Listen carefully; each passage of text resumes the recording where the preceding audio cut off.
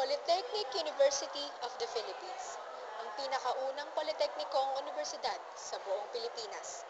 Tahanan ng mga iska at scholar ng bayan.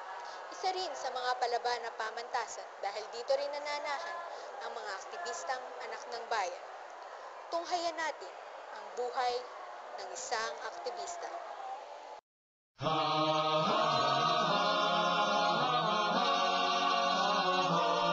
Matapos magsunog ang mga estudyante sa loob ng eskwelahan, dito naman nila itutuloy ang kanilang seremonyas bit-bit ang mga gamit ng paaralan. Hindi pala kontento.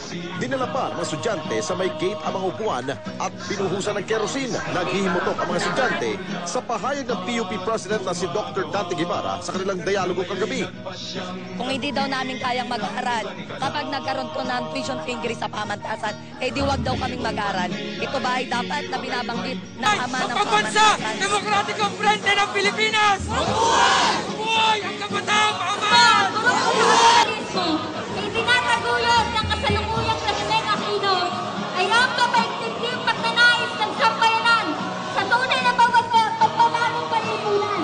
Ipag-alam ng pagpagkalan at ang paglaro ng kapulisinal ng pulisan ng pakinggan. Sa habang kasaysayan ng isang kapagparaya. Sino ba ang mga kalimong na dahil-dahil pagkaluyong ng kabataan at estudyante na lansangan upang inagama ang kalimong sa mga kabataang biktima ng kapanupin na batas militar? Wala. At kahit ang lupang pinagpiligan ng kanilang dugo para sa paglaya ay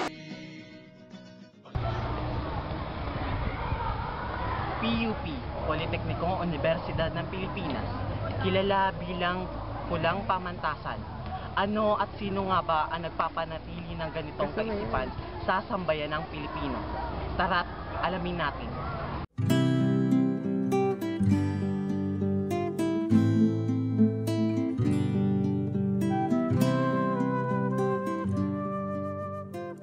Ayan. Pag naririnig ko yung salita aktivista, ang unang pumapasok sa isip ko is rally, kaguluhan, ganyan. Na katulad nga dito sa PUP, kapag sinabing aktivista, yun talaga yung mga nagtitikit sila ng mga poster, ng mga ganyan sa mga facility ng school natin. Then tuwing hapon or kaya tuwing tanghali, nagsasalita sila ng mga ganyan, mga paniniwala nila. Pag aktivista, nasa isip ko rin rally, yung mga nagwe-welga sa labas, yung mga umiikot sa dome hanggang sa 5th floor hanggang sa pinataas. Sila yung mga parang against nasa pamamalakad ng gobyerno. Para sa akin, marami silang marami silang contacts. Parang ganun. Ano yung paniniwala nila? Pinaglalaban nila yung paniniwala nila. Wala namang masama dun, di ba? Hindi naman natin sila masisisi kasi yun yung paniniwala nila. Good for community naman, kaso nung mga mali lang doon is nung action nila, lalo na kapag nagagalit sila, kasi sabi nila kaya daw nila ginagawa yun. Kasi lagi daw na it represent ganyan-ganyan. Kaya sila nagsusunod kasi may sinasabi silang mensahe, ganyan-ganyan. Na para sa akin, hindi naman maganda. Para sa akin, yung mga aktivista, hindi dapat nila ginagawa yun. Parang kung may gusto kong sabihin, you do it in a nice way. Huwag mong gawin na namubulabog ng klase, ganyan. Tsaka pagka-aktivista, hindi lang naman rally o yung dyan sa nakikita natin sa labas. May iba-ibang siyang meaning. Kumbaga, hindi lang dun sa welga, pwede din siyang,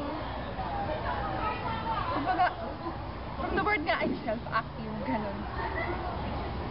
Yung kasi ibang tao nakikita, negative side. Nga tayong freedom of speech, di ba? Kaya, so bakit pa nila kailangan gumawa ng mga action na ikainis pa na ibang tao? Nasisira na ng image ng school dahil sa kanila. Para sa akin naman, nakabata yun sa edad. Habang ikaw yung estudyante pa, kaya ka napasok sa para mag-aaral. bago ka maging activist, pag una yung pagkataong kung iisipin din, kung gusto mo talaga mabago yung gobyerno, mag-activista, mag-aral ka ng mabuti. Kapag aral ka na ng mabuti, doon mo baguhin ang gobyerno, doon ka baguhin yung gobyerno. Kung gusto mo para sa Minsan ako din nakita ko rin negative side kasi nga narinig ko rin yung dati na yung may binabatong kuan din sa lumagan. Pero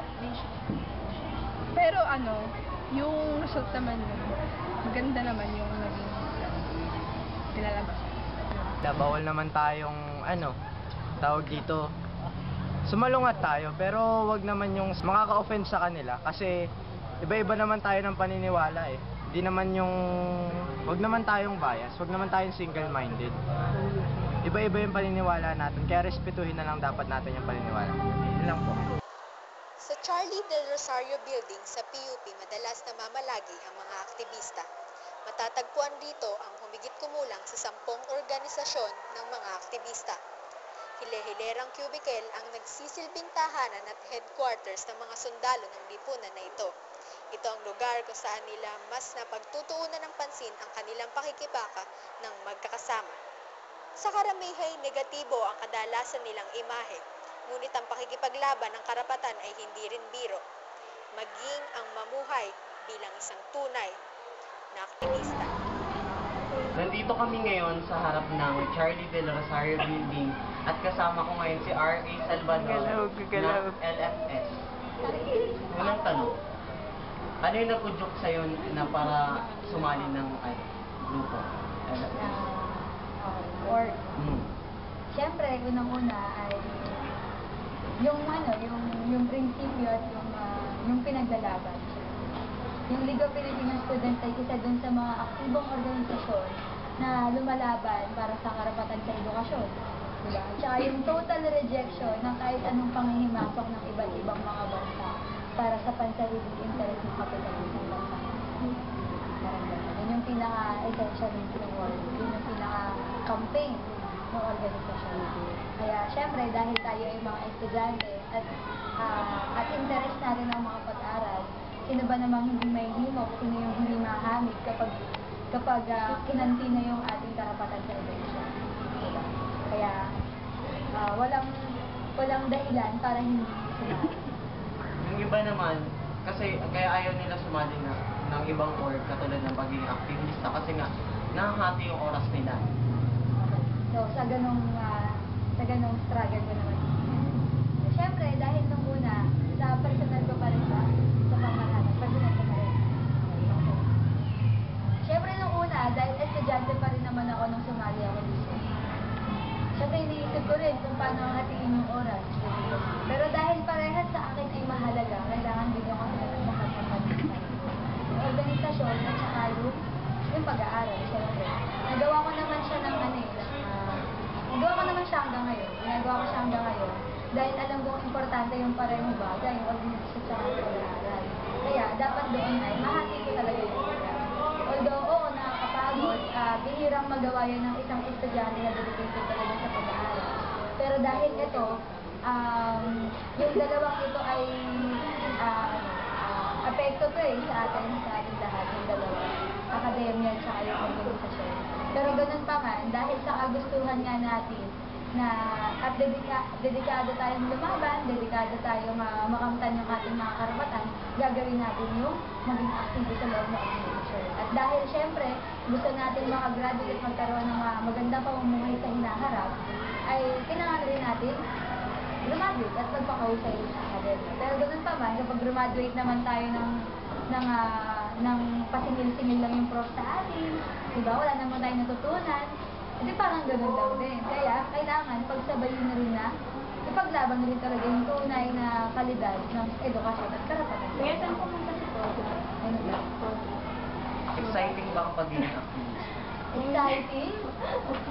Nung mga unang bahagi, dahil syempre, bagong miyembro ka, nasabi mo minsan, magkakaroon ka pa ng dilema kung aktivista ka na ba o hindi, di ba? Kung itatanong mo pa sa sarili mo yun Pero syempre, nung unang bahagi na bagong miyembro pa lang ako ng organisasyon ito, syempre na-excite naman ako. Unang rally ko, unang room to room, unang discuss sa classroom, nakaka-excite talaga siya.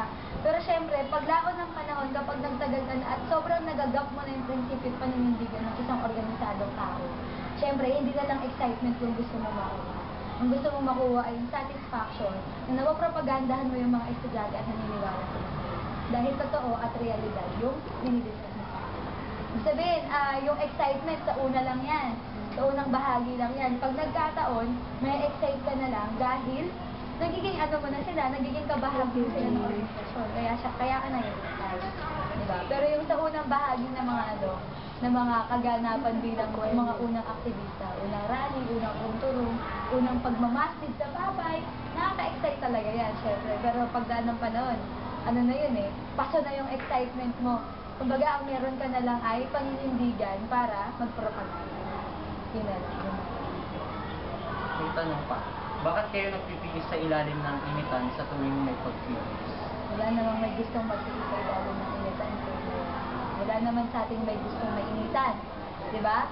Pag nag-rally, syempre, ang itim na nga natin diba? Papaitim pa ba tayo? Pero bukod pa dyan, nakikita ng bawat aktivista at ng mga estudyanteng sumasama sa rally yung kahalagahan ng pagdilo. Bakit? Kapag ba nagdasal lang tayo dyan, may rehistro ba natin yung panawagan? Maalaman ba ng gobyerno na pinagkakait sa atin yung budget sa edukasyon? Maalaman ba ni Noynoy Aquino na napakatuta niya at kung ano-anong mga polisiya sa edukasyon yung pinapatupad niya na hindi naman nakakaganansya yung mga estudyante? Hindi niya malalaman yun sa pamamagitan ng mga kung ano-ano lang, ng mga dasal, ng mga silent protest. Diba? Ang kailangan, yung rehistro sa kalsada. Ibig sabihin, sa sobrang galit at ipit ng mga estudyante at ng mamamayan, nagagawa nilang maglakad ng pagkahaba-haba sa ilalim ng katirigan ng araw dahil gusto nilang maipatimo dun sa gobyerno at ma-expose mismo yung gobyerno na hindi naman talaga naglilingkod sa mga mamamayan na sasakutan niya. Diba? Paano mo na babalance yung study mo? Siyempre, di ba nahati yung oras mo sa pagiging aktivista at pagiging estudyante? Paano binabalance yung panahon? Okay. Siyempre, dahil nga yung dalawang bagay na yun ay parehas mahalaga sa akin.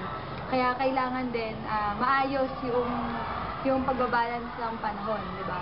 Halimbawa, kung wala namang masyadong gagawin din sa akademya, wala namang importanteng gagawin, mag-attendance lang naman, mag-discuss lang si ganito, ganyan. E di, syempre, kasi piliin ko ng mangampanya dahil may matinding kampanya. Halimbawa, may pork barrel.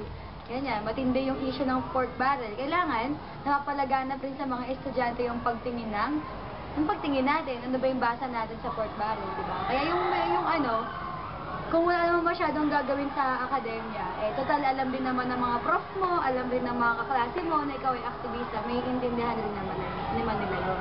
Siyempre, yung respeto rin sa akademya, hindi pwedeng pag ganun-ganun ka lang, pa-absent ka lang. Kailangan, inaaral mo rin yung mga hindi mo naaral na o napasukan ng mga panahon na may matitinding kampanya. Pero yung konsepto naman ng paghahati ng oras, napakahalaga niyan dun sa isang aktivista at the same time ay estudyante pa rin. Parang gano'n. Kasi syempre, yung oras mo yung napakahalaga at inahati mo yun sa dalawang napakahalagang bagay at signifikanteng bagay para sa'yo. Yung akademya bilang isang estudyante at yung organisasyon bilang isang aktivista.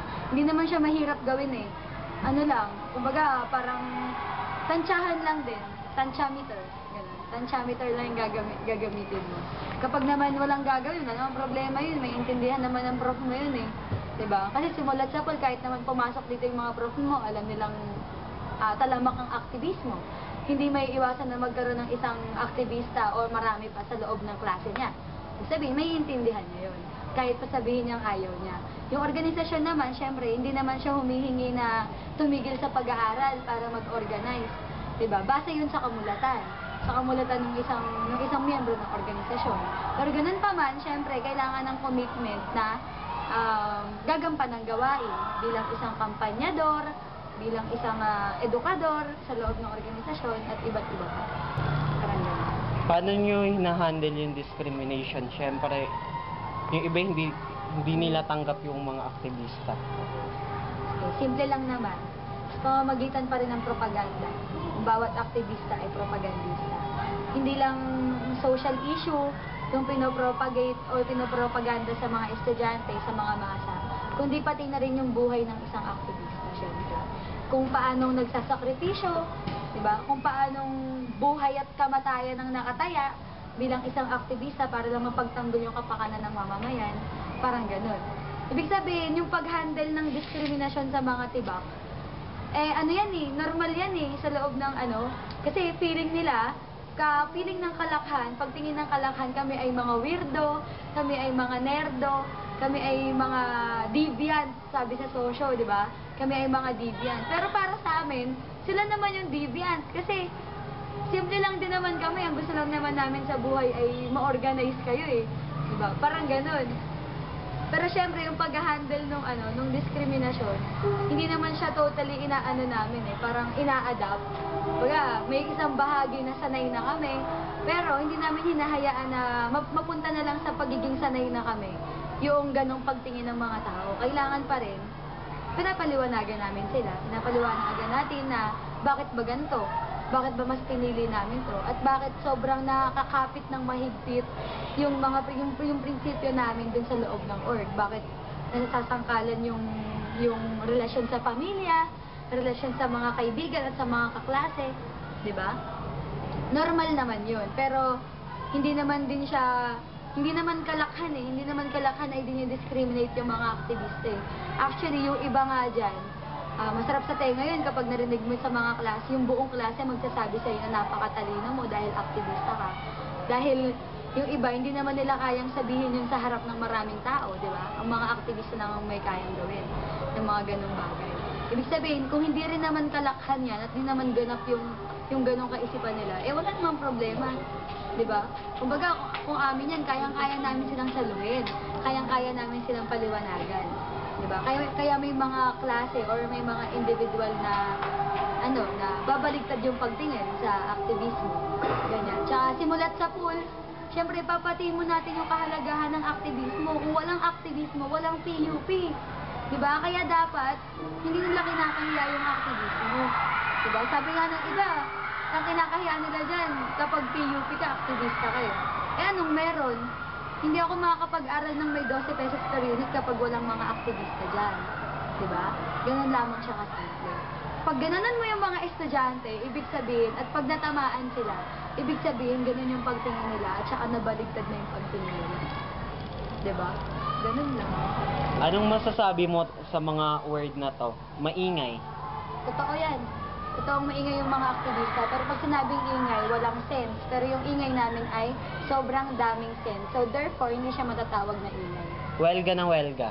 Totoo rin yan, syempre. Dahil sobrang dami ng issue, welga ka talaga ng welga. Diba?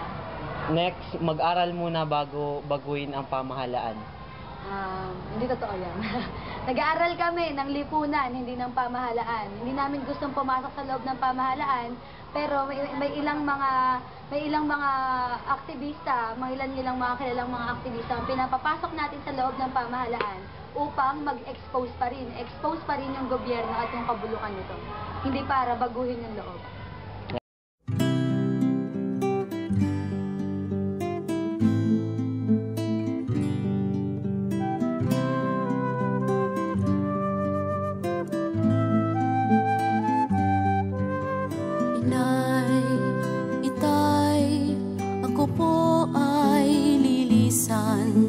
Patutunguhan ko ay isang digmaan. Mag-aalay ako ng panahon at buhay para sa kalayaan. Pinay, Itay, huwag kayong mag-alala.